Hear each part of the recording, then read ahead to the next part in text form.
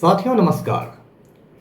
पटना बिहार से मैं Amitabh Kumar Das, IPS 94 batch, और आप देख रहे हैं मेरा अपना यूट्यूब चैनल दास बोले बिंदास।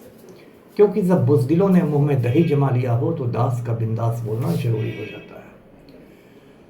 साथियों, बिहार की क्या हालत है। अंधेर नगरी पलटू राजा। अब पलटू राम ने एक नया फतवा जारी किया है।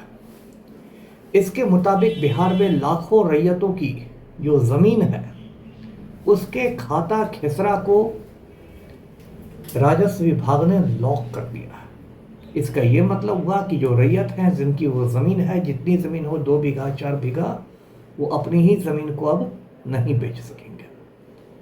अब इस वीडियो को आखिर तक दिल थाम कर देखिए।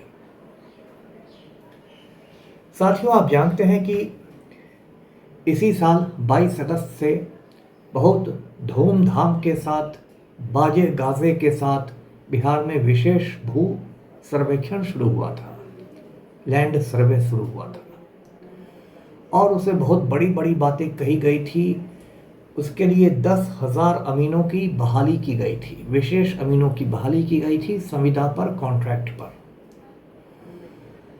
और उसके बाद पलटू राम ने एक समय सीमा निर्धारित की थी कि जुलाई 2025 तक पूरे बिहार की जितनी ज़मीन है सबका डिजिटल मैपिंग हो जाना चाहिए, डिजिटल नक्शा तैयार हो जाना चाहिए।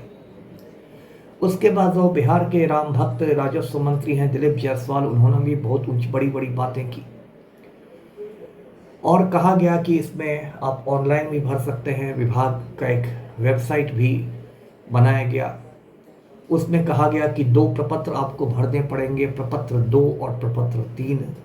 प्रपत्र 2 जो होगा वह स्व घोषणा पत्र होगा, सेल्फ डिक्लेरेशन होगा, जिसमें रैयत खुद अपनी ज़मीन के बारे में बताएगा कि उसकी ज़मीन का खाता नंबर क्या है, खेसरा नंबर क्या है, रकबा क्या है, चौहद्दी क्या है, किस किस्म की ज़मीन है, किस तरह से उसको मालिकाना हक मिला है, उसकी रसीद कट रही है तो वो क्या है, सारी बातें। और प्रपत्र 3 में वंशावली की बात थी।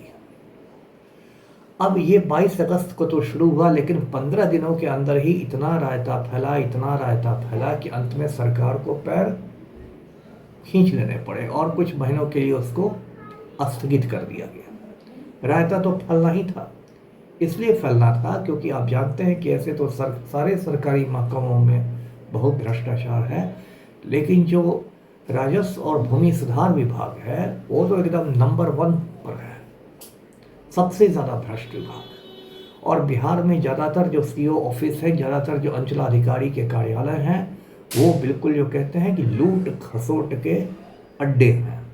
वहाँ जो राजस्व कर्मचारी होते हैं वो कुछ दलालों को रखते हैं और आम आदमी जब जाता है तो उसके खून चूसने का उत्तम प्रबंध रहता है।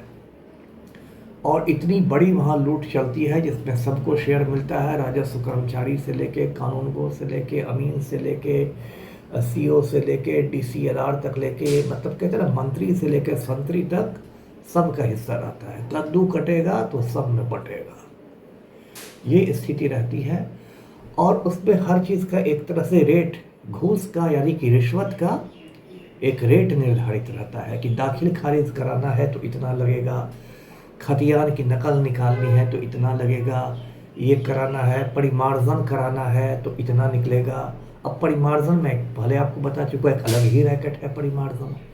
परिमार्जन का मतलब हुआ करेक्शन, किसी शुद्धिकरण जिसको आप कह सकते हैं, लेकिन वो एक रैकेट है। होता क्या है, यदि आपका नाम सुनील कुमार है तो जानबूझ के आपकी रसीद काट दी जाएगी सुशील कुमार के नाम पर। तो आप दौड़ना शुरू कीजिएगा सी ऑफिस में कि मैं तो सुनील कुमार हूँ, रसीद कटी है सुशील कुमार के नाम पर। तो कहा जाएगा कि कोई बात नहीं, परिमार्जन हो जाएगा। और फिर परिमार्जन के लिए आपको नए सिरे से सबको घूस देना पड़ेगा। तो ये परिमार्जन घोटाला है। तो हर चीज़ की रेट बंधी हुई है। उसके बाद जब ये विशेष भूमि सर्वेक्षण शुरू हुआ तब इस रेट में उछाल आ गया, कई गुनी रेट हो गई। मान लीजिए दाखिल खारिज कराने की पहले वाली रेट मान लीजिए 20,000 थी, तो नई रेट वो 30,000 40,000 हो गई। और इस तरह से ऐसी अराजक स्थिति फैली कि हाहाकार मच गया, त्राही त्राही लोग करने लगे। और वंशावली के साथ भी वही रायता फैला। वंशावली में बहुत सारी लोगों को लगा कि भाई बहन का नाम देने से तो बहन को ज़मीन चली जाएगी, उसको लेके अलग तमाशा शुरू हुआ।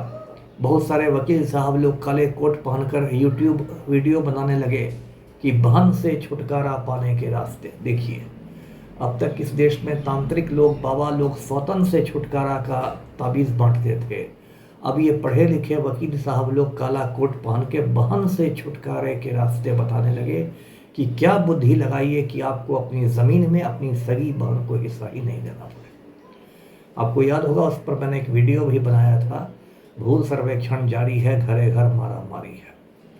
ये इतना बड़ा मुद्दा हो गया भूमि सर्वेक्षण कि प्रशांत किशोर ने कहा कि ये नीतीश कुमार के राजनीतिक करियर का जो ताबूत होगा उसकी आखिरी कील साबित होगा।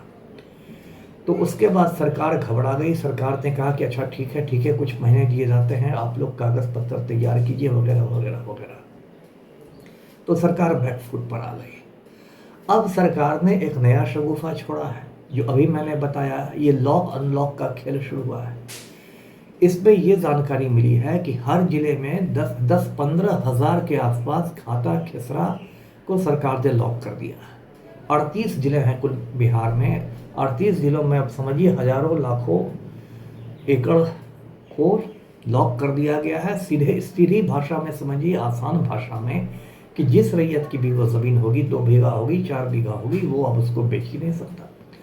अब कोई भी आदमी ज़मीन खरीदता है कि भाई हमने सिर्फ वैसी ज़मीनों का खाता खेसरा लॉक किया है जो सरकारी ज़मीन है, और पिछले सर्वे में जिनको सरकारी ज़मीन दिखाया गया था और बाद में अवैध कब्जा हो गया, अतिक्रमण हो गया, लोगों ने गैर मजरूआ ज़मीन पर भी कब्जा कर लिया वगैरह वगैरह। और दीपक कुमार सिंह का कहना है कि इसमें हम 90 दिन के अंदर रैयत को देंगे 3 बार आपत्ति दर्ज कराने का समय। उसमें भी यदि नहीं उसको ये हुआ, राहत मिली, तो फिर वो जिला भूमि ट्रिब्यूनल में जा सकता है।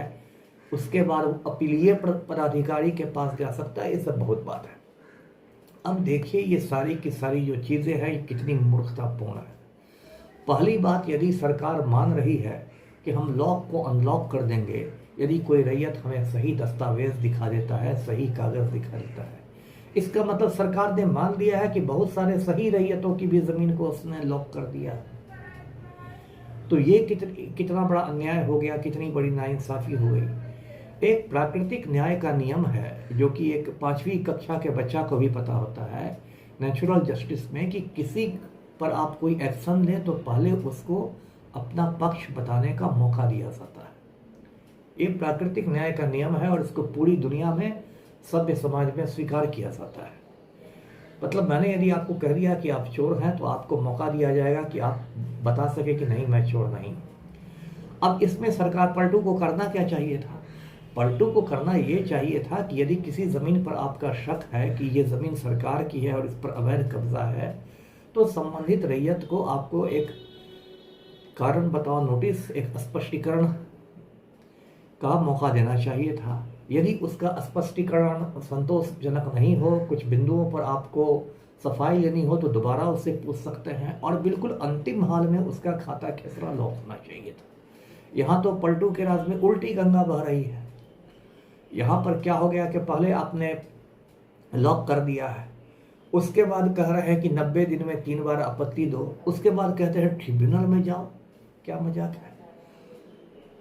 और जो पूर्व मंत्री है बिहार के कृषि मंत्री सुधाकर सिंह, अभी बक्सर के सांसद हैं, उन्होंने सही बात कही है। उन्होंने कहा कि भाई आपने एक तो पहले मौका नहीं दिया, अब इसमें बहुत सारे रैयत जो हैं वो कहाँ जाएंगे, वो कोर्ट चले जाएंगे, अदालत का रास्ता तय करेंगे। और कोर्ट में, हिंदुस्तान की अदालतों में दीवानी मुकदमों का क्या हाल है, सिविल केसेस का, वो किसी से छुपा हुआ नहीं है। उसमें तो परदादा केस करता है और पड़पोता को डिक्री मिलती है, 4-4 पुस्त लड़ते हुए गुजर जाती है, दुनिया से चली जाती है। जो दीवानी मुकदमे होते हैं, क्रिमिनल जो केसेस होते हैं फौजदारी, उसमें तो कुछ तेजी भी है तुलनात्मक तरीके से, लेकिन दीवानी मुकदमों में तो मजाक बन जाता है। मतलब आपने किसी किसान की जो सबसे ज़्यादा जो ज़मीन, उसकी जो एक चीज़ है जिसके जो उसका संबल है, जो उसका सहारा है, उसको आपने छीन लिया। और भ्रष्टाचार का ये आलम है, वो चाहे दीपक कुमार सिंह को भी पता हो या माननीय मंत्री महोदय को या खुद पलटू राम को, वही राजस्व विभाग वही ये सुनवाई करेगा, उसी से आप अनलॉक कराइएगा। तो इन लोग को तो आपने एक लूटने का लाइसेंस दे दिया। अब तो जितने भी भ्रष्ट अधिकारी हैं, भ्रष्ट कर्मचारी हैं, सबके मुंह से भाई एकदम लार टपक रही है कि भाई अब आओ लॉक को अनलॉक कराने के लिए, अब मैं तुम्हारा खून चूसता हूँ। और ये जो भ्रष्ट सिस्टम है, ये तो इंजेक्शन लगाकर आम आदमी का खून चूस देता है, एक बूंद नहीं उसमें छोड़ने की गुंजाइश है। और बिहार में क्या हालत है आप सुनकर माथा पीट लेंगे, मैं पीट रहा हूँ 2-3 रोज से। राजधानी पटना का किस्सा है, किस्सा की असली बात है। पटना में एक DCLR पदस्थापित थी, नाम था उनका मैत्री सिंह। अब श्रीमती है या सुश्री है वो मुझे नहीं मालूम, लेकिन नाम उनका था क्या, नाम आज भी है मैत्री सिंह। 24 अक्टूबर को लगभग 1 महीने पहले उनका तबादला हो गया, उनको विश्वविद्यालय सेवा आयोग में OSD बना दिया गया, यानी कि विशेष कार्य पदाधिकारी, ऑफिसर ऑन स्पेशल ड्यूटी। अब ये जो मैत्री सिंह है, उन्होंने क्या किया कि तबादले के बाद नए जगह पर योगदान दिया या नहीं, लेकिन इस जगह का DCLR ऑफिस के सैकड़ों फाइलों को उठा के अपने घर ले गई, गांव ले गई, नालंदा कुछ समझ में आ रहा है, पलटू राम का गृह जिला है। इतना ही नहीं, मैत्री सिंह ने ऑफिस का कंप्यूटर भी उठा लिया और कंप्यूटर भी लेके चली गई नालंदा। और अब क्या होगा, अब वही होगा जो आप सोच रहे हैं। अब वो नालंदा में अपने गांव में बैठ के क्या करेंगी कि 24 अक्टूबर के पहले वाली तारीख से, यानी बैक डेटिंग जिसको कहते हैं, बैक डेटिंग करके वो आदेश पारित करेंगी। उतनी फाइलों के सहारे, उतनी कंप्यूटर के सहारे। और पटना शहर में ज़मीन का भाव कैसा उछला है वो आप जानते हैं। 1 करोड़ रुपए कट्ठा तो 1.5 करोड़ रुपए कट्ठा तो दिमाग खराब करने वाली कीमतें हैं। आम आदमी ने तो सपना ही छोड़ दिया है देखना पटना में ज़मीन लेने का। जो खास लोग हैं वो किसी तरह ले पा रहे हैं आधा कट्ठा। ये स्थिति है, उसमें मैत्री सिंह लेके चली गई। अब ये बात पटना जिलाधिकारी को तब मालूम हुई जब जनता दरबार में लोगों ने कहा कि हमने DCLR को ये दिया था, कुछ काम ही नहीं हो रहा है। उन्होंने नए DCLR को बुलाया तो उसने कहा कि जो हमारे पूर्वाधिकारी है वो तो सारी फाइलें और कंप्यूटर लेके चली गई। राजधानी पटना का हिसाब किताब है। मुझे अब तक नहीं मालूम है कि मैत्री सिंह पर सरकार ने क्या कार्रवाई की है। यदि कुर्मी होगी तब तो हो सकता है भारत रत्न की अनुशंसा कर दी गई हो, और यदि कुर्मी नहीं होगी तो हो सकता है कोई छोटी मोटी कार्रवाई, मतलब वो एक्शन मुझे नहीं मालूम है क्या हुआ है। तो ये आपके राजस्व और भूमि सुधार विभाग की हालत है। अब ये दिलीप जायसवाल साहब मंत्री बने हुए हैं राजस्व भूमि सुधार के। मैं 21 साल पहले, 21-22 साल पहले मैं किशनगंज जिले का SP हुआ करता था। उस समय ये जो दिलीप जायसवाल है एक मतलब टुटपुजिया नेता, जो कहते हैं ना, टुटपुजिया नेता थे।